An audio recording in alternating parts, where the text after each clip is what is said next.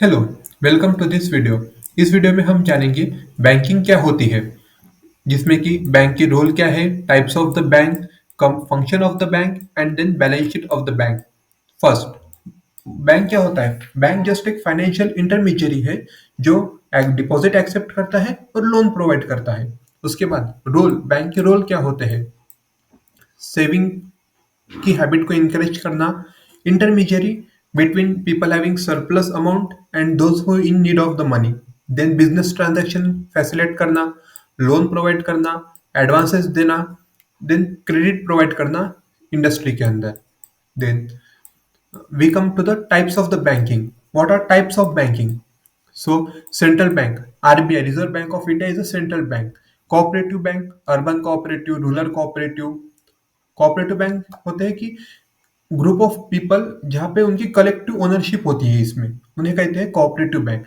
Then regional rural bank 1976 में form हुए थे एमएस स्वामीनाथन के अंडर, जो रूरल एरिया में जाके बैंकिंग सर्विसेज प्रोवाइड करते हैं।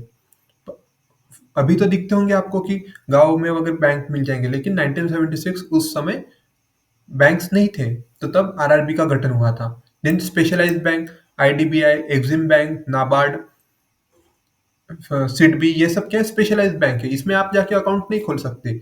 ये कुछ फिक्स कामों के लिए है, जैसे एक्सिम बैंक हो गया export import bank of India, NABARD हो गया कि एग्रीकल्चरल और रूरल इंडस्ट्रीज के लिए है, सिडबी हो गया कि स्मॉल इंडस्ट्रीज के लिए बनाई गई बैंक है दैट टाइम। इन्वेस्टमेंट बैंकिंग ये करते हैं शेयर्स की अंडर राइटिंग, कैपिटल मार्केट में जो शेयर पड़ते हैं उनकी अंडरराइटिंग, यानी शेयर्स को खरीद के रखते हैं अपनी तरफ, इन्वेस्टमेंट बैंकर।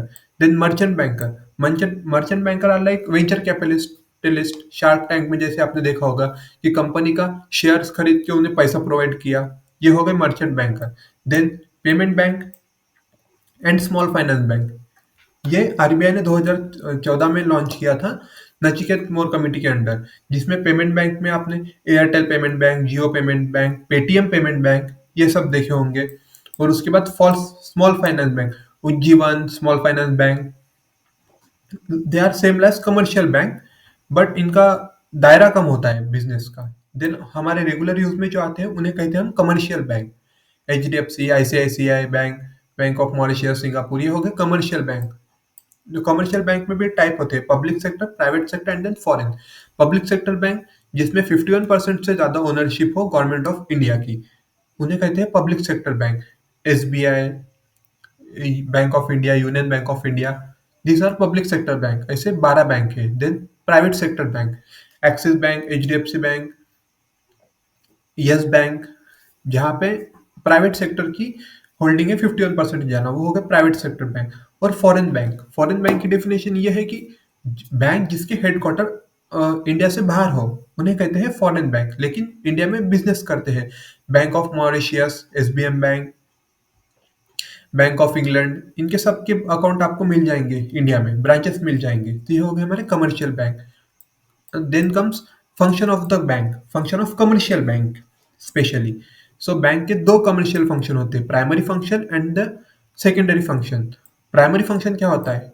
मेन मेन काम क्या है बैंक का? डिपॉजिट लेना, लोन देना, डिपॉजिट लेना, लोन देना। सो डिपॉजिट लेना, डिपॉजिट लेंगे तो भी कितने चार प्रकार के डिपॉजिट होते हैं बैंक में। Current account, saving account, RD, FD. Current account, इसमें ब्याज दर नहीं मिलता है, यानी जीरो इंटरेस्ट मिलता है, आपको ओवरड्राफ्ट फैसिलिटीज प्रोवाइड की जाती है, और बाकी तब सारे की services. Then saving account, saving account में आपको 4% का ब्याज मिलता है अगर इसमें पैसा हो तो।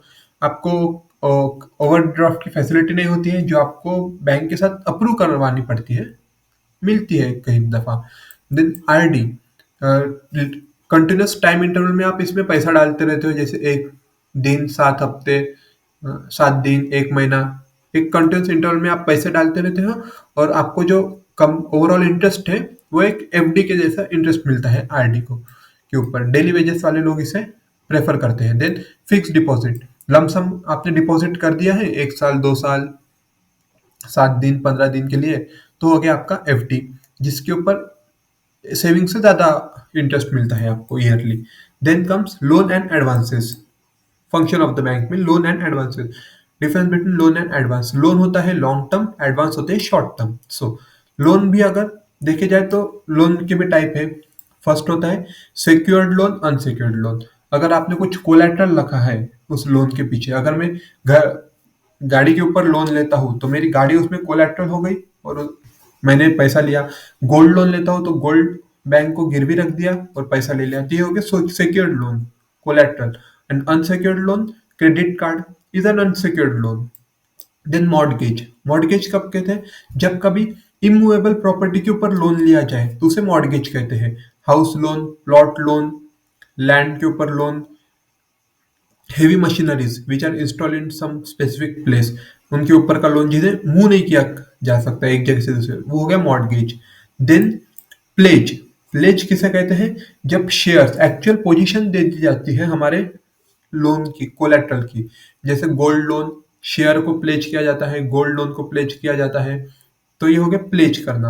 और हाइपोथिकेशन ये कब होता है? जब मूवेबल प्रॉपर्टी के ऊपर लोन मिल जाए, उसका एक्सेस आपके पास हो लेकिन नाम बैंक का हो। जैसे कार लोन, जब तक आपका कार लोन चालू है तो बैंक, आपकी कार जो है वो बैंक के नाम से रहेगी, लेकिन उसकी ऑथोरिटी, उसका पोजीशन आपके पास रहेगा। वो हो गया हाइपोथिकेशन।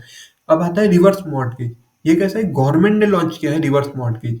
अब इसका देखो, मॉर्टगेज में क्या होता है कि आप लोग घर को गिरवी रख के पैसा लेते हो घर खरीदने के लिए। रिवर्स मॉर्टगेज में क्या होता है कि आप घर ही बेच देते हो बैंक को। ये होता है old age people reverse mortgage कर सकते हैं। अगर उनकी फैमिली उनको पैसा नहीं दे रही, उनके रहने के लिए हो गए, मंथली इनकम नहीं दे रही, पॉकेट मनी ओल्ड लोगों को, तो वो अपना घर को रिवर्स मॉर्टगेज कर देंगे, जिसमें बैंक उनको कुछ मंथली या फिर ईयरली इनकम देते रहेंगी सामने वाले 10-15 साल के लिए, जिससे वो अपना खर्चा चला सके और बैंक उनसे उनका घर खरीद लेती है खुद। जब वो यानी जब वो एक्सपायर हो जाएंगे तो बैंक उनका होम बेच के अपना पैसा रिकवर कर लेगी। Then come advances. एडवांसेस में क्रेडिट कार्ड इशू करना, ओवरड्राफ्ट फैसिलिटी देना, डिस्काउंटिंग ऑफ द बिल्स, ये सब हो गए एडवांसेस जो शॉर्ट टर्म के लिए होते हैं। ये हो गए प्राइमरी फंक्शन। अब आते हैं सेकेंडरी फंक्शन, बैंक के सेकेंडरी फंक्शन के ऊपर।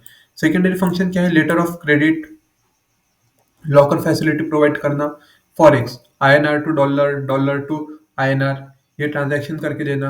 आप फॉरेन में पैसा भेजते हो तो बैंक के थ्रू भेजते हो, तो बैंक आपका इंडियन करेंसी को फॉरेन में आपके बेटी को डॉलर में देती है, वो हो गया foreign forex. Then money transfer करना, एनईएफटी, आरटीजीएस, आईएमपीएस, यूपीआई, ये सब बैंक के थ्रू होता है। तो मनी ट्रांसफर ये सेकेंडरी फंक्शन है बैंक की। स्टैंडिंग गारंटी देना किसी के लिए। देन क्रेडिट रिपोर्ट देना, आपका सिविल स्कोर वगैरह जो चेंज होता है उसका रिपोर्ट भी बैंक ही देता है कि आपने लोन रीपे कर रहे हो या नहीं। Then bank insurance, then bank आपको इंश्योरेंस प्रोडक्ट बेचता है। ये हो गया secondary function of the bank. Then come balance sheet. अगर बैंक है तो उसके कुछ एसेट्स हो गए, उसके कुछ लायबिलिटीज हो गए। सो आज देखेंगे what are the liabilities. Liabilities यानी क्या है? ये पैसा जो बैंक को आने वाले कुछ समय में रिटर्न करना है। शेयर कैपिटल, अगर बैंक ओपन करने के लिए किसी ने शेयर के बदले में, शार्क टैंक जैसे लोग हैं, किसी ने बैंक को पैसा दिया और उनके शेयर्स रख लिए, तो जो पैसा बैंक अपना यूज करेंगे, और लेकिन कुछ समय बाद ऐसा होगा कि जो इंसान है जिसने पैसा लगाया था बैंक में, वो अपना पैसा वापस मांगेगा, तो हो गया।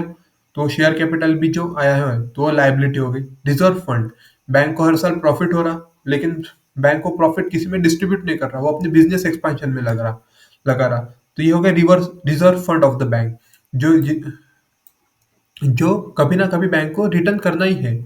Reserve fund. Then deposits, saving account, FD में के जो डिपॉजिट आए हैं बैंक के पास, वो रिटर्न करना है। Borrowings of the bank, bank bond issue करता है, बैंक आरबीआई से लोन लेता है, तो ये सब चीजें बैंक को रिटर्न करनी है, बोरोइंग्स, वो लायबिलिटी हो गई। Then come assets. बैंक पैसा कहाँ से बनाएगा? तो ये हो गया assets, T bill, government securities,